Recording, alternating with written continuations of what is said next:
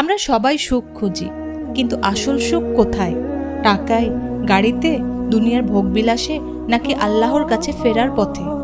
আল্লাহ সুবহানাহু ওয়া তাআলা কুরআনে বলেছেন, নিশ্চয় আল্লাহর স্মরণেই অন্তর শান্তি লাভ করে। আমরা ভেবে থাকি আরও টাকা এলে সুখী হব, বড় বাড়ি বড় গাড়ি হলে শান্তি পাবো, নাম যশ পেলে আনন্দে থাকব। কিন্তু সত্য হলো, বড় লোকেদের মধ্যেও হতাশা আছে, বিখ্যাত মানুষদের মাঝেও একাকিত্ব আছে।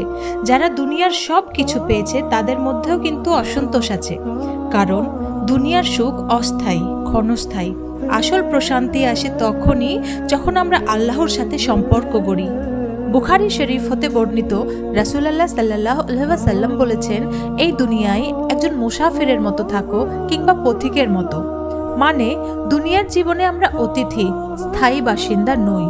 তাহলে কেন আমরা এই অস্থায়ী দুনিয়ার জন্য এত দৌড়চ্ছি, অথচ আখিরাতের প্রস্তুতিই ভুলে যাচ্ছি? তাহলে আসুন, দুনিয়ার সুখের পেছনে নয়, আসল সুখের পেছনে ছুটি। প্রতিদিন নামাজকে অগ্রাধিকার দিই। নামাজ হলো অন্তরের শান্তি। কুরআনের সাথে সময় কাটাই, কারণ এটা হৃদয়ের আলো। সুন্নাহ সমূহ আমল করি, এটাই আমাদের জন্য নিরাপত্তা।